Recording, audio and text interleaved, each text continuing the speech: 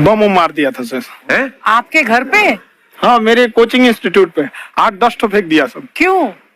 Actually हम पढ़ाई जो क्लासेज है तो उसके हम बहुत कम फी लेते हैं। नॉमिनल अभी भी कोई लड़का क्लास करना चाहता है, पूरा सब्जेक्ट 200 में कर लेता है। फीस ही है पूरे सिलेबस की 200 रुपए? हाँ, तो बाकियों को थोड़ा सा प्रॉब्लम आने लगा। ओ, हमको समझाएं, हम क्या, हमको क्या दिक्कत है, क्योंकि बहुत सारे लड़के जब हम लोग अपने स्टूडेंट लाइफ में थे, इंटरमीडिएट क्रॉस किए थे, तो हमारे साथ के कुछ लड़के पढ़ने के लिए चले गए थे दिल्ली, उनको यूपीएससी निकालने के लिए चले गए थे। हालांकि जो गए थे उनमें किसी का नहीं हुआ। तो हम लोग ना उनको जब स्टेशन छोड़ने आए थे, बड़ा भारी मन से हम लोगों ने विदा किया कि इन लोग के गार्जियन कितने पैसे वाले हैं, इन्हें भेज दिए वहां, हम लोग के नहीं भेज सकते थे। तो ऐसे लाखों स्टूडेंट है जिनके गार्जियन नहीं भेज सकते। इनका मतलब गरीब होना कोई अपराध नहीं है, उसे कोई पढ़ाई से नहीं रोक सकता। बिल्कुल।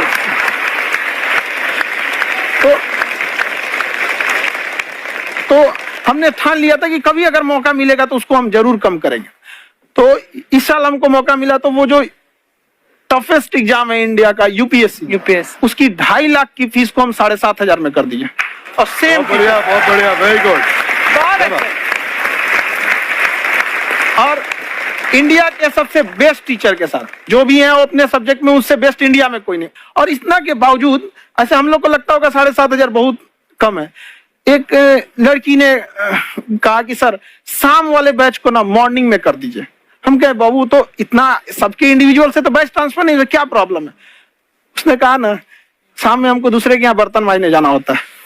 ओ, तो हम लोग को लगता है कि जितना ये तकलीफ इससे कई गुना जाते हैं। और कई बार तो ऐसा लगता है कि वो भी ना ले। एक लड़का बेचारा नदी से बालू निकालता था और वो बालू को भरता था, फिर नाव बालू को किनारे लेके बेचती थी, और वो बालू भरता था, उससे मेरी फीस ले आया। हमारा हाथ कांप गया, हम कैसे फीस ले लेंगे यहाँ पर। बहुत बढ़िया। उसी दिन हमने ये प्रण लिया था कि भारत का कोई भी बच्चा उसके सफलता में पैसा उसकी बाधा नहीं बनेगी, चाहे उसको जितना भी पढ़ना रहे यहाँ पर। क्या बात। और अर्चना जी, मैं इनके बारे में एक बात, खान सर आपके बारे में मैं एक बात कहना चाहता हूँ। इनका जो स्टार्टअप है ये बूटस्ट्रैप्ड है। अच्छा। मैं साधारण भाषा में बता देता हूँ, ये सेल्फ फंडेड है। इन्होंने अभी तक किसी और से पैसा नहीं लिया है। ये इन्वेस्टर के पैसे से नहीं, इन्होंने खुद इसको बिल्ड किया है। और बल्कि इतना स्ट्रॉन्ग स्टार्टअप है ये कि मैं कहूंगा कि अगर इन्वेस्टर्स को इन्वेस्ट करना हो तो मैं इंडोर्स करता हूँ ऐसे स्टार्टअप्स को। यही सब चीजों को देखते हुए कई लोगों ने धमकी भी दिया था वहां पर। अच्छा। और उसके बाद बम चला दिए, और 7-8 बम चला दिए, और कुछ ब्लास्ट हुआ। एक बेचारा नया लड़का आया था एडमिशन लेने के लिए, उसकी स्कूटी उड़ा दिया।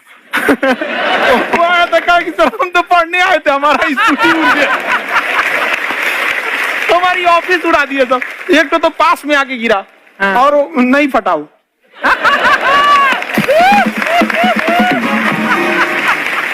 बाद में बहुत सारे लोग धमकियां दिए, लेकिन कहते हैं ना सूरज कितना भी तेज चमक ले समंदर नहीं सुखा सकता। वाह वाह वाह, क्या बात है।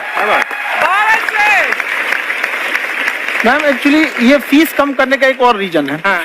2.5 लाख 3 लाख की जो फीस में सब लोग पढ़ाई एफोर्ड नहीं कर पाते, इसलिए वो कुछ ही लोग एफोर्ड कर पाते हैं, तो उनका मेंटल लेवल तो बहुत ऊपर चला जाता है। लेकिन एक पूरे देश का मेंटल लेवल थोड़ा सा स्टेबल नहीं हो पाता। तो जब फीस कम रहेगी तो हर वो लड़का तैयारी करने के लिए आगे आएगा जिसका सपना है देश के लिए कुछ करने का। सीटें लिमिटेड हैं, उन्हें को मिलेगी, लेकिन जिन्हें नहीं मिलेगी उसे मिलेगा देश का एक जिम्मेदार नागरिक। तो इस देश को बताओ, क्या बात। हम लोग विश्व गुरु कहे जाते थे, क्यों? क्योंकि दुनिया से लोग हमारे यहाँ पढ़ने आए थे। चाइना से ह्वेनसांग आया, फायान आया, आज कोई नहीं आता है। हम लोग का उद्देश्य एक समय आएगा जो फिर आएंगे यहाँ पढ़ने के लिए। क्या बात है।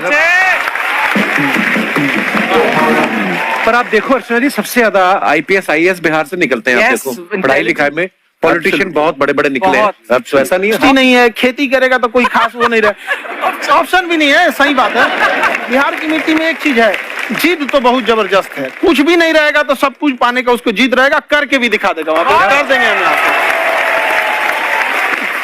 कहाँ सर, हमने सुना है आप 5 स्टार में रुके थे कल और नीचे जाके वड़ा पाव खाने गए आप रेडी पे। एक्चुअली क्या है ना कि वहां जो चीजें सीखने को मिलती है ना, खाली पेट और खाली जेब इंसान को जो सिखाते हैं वो किसी यूनिवर्सिटी कॉलेज में नहीं सिखाया जाता। और गरीबी बड़ा बेशरम चीज होती है। तो कहते हैं कि मौत भी तू जल्दी आया कर गरीब के घर में। कफन का पैसा भी खर्च होता है दवाइयां खरीदते खरीदते। हाय हाय हाय, क्या बात है। और खान सर की खासियत ये है कि जिसको तो पढ़ना है, जिसको एजुकेशन चाहिए, वो तो इनका वीडियो देखते हैं, लेकिन वैसे भी कई लोग, जैसे अर्चना जी बात करी थी, कहती मैंने जब देखना शुरू किया तो मैंने बैक टू बैक इतने सारे वीडियोस देखे, क्योंकि आपका जो तरीका जो बोलने में, एक तो इनकी जो टोन है पढ़ाने में, और साथ साथ में जो ह्यूमर आता रहता है, तो उसकी वजह से और भी इंटरेस्टिंग हो जाते हैं आपके वीडियो। शुरुआत में हम लोग जब स्टूडेंट लाइफ में थे, या हम कई स्टूडेंट को भी देखते हैं, वो बेचारे जब थक जाते हैं तो आपका शो देखने लगते हैं। तो शुरू में हमको लगता था जब कि अरे ये हमारी पढ़ाई उसके लिए है, लेकिन पढ़ाई में थक जाता है, शो देख के नहीं थक जाता। तो हमने सोचा दोनों को मिक्स कर देते हैं। तो हमने उसको, और आज आपको पता नहीं, हमने भी यही किया है। मिक्स करने। हमारे एजुकेशन सिस्टम में दो कमी है, एक एजुकेशन की, दूसरा सिस्टम की।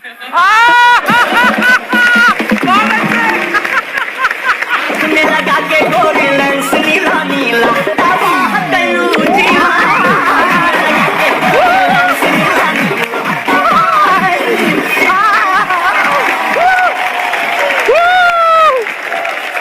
हाय, वाओ, नमस्ते गुरुजी, नमस्ते विवेक जी, नमस्ते खान सर। अच्छा लग रहा है, वाह, आप लोगों से मिलकर ना अब हम मर सकते हैं। वाह, मरो फिर।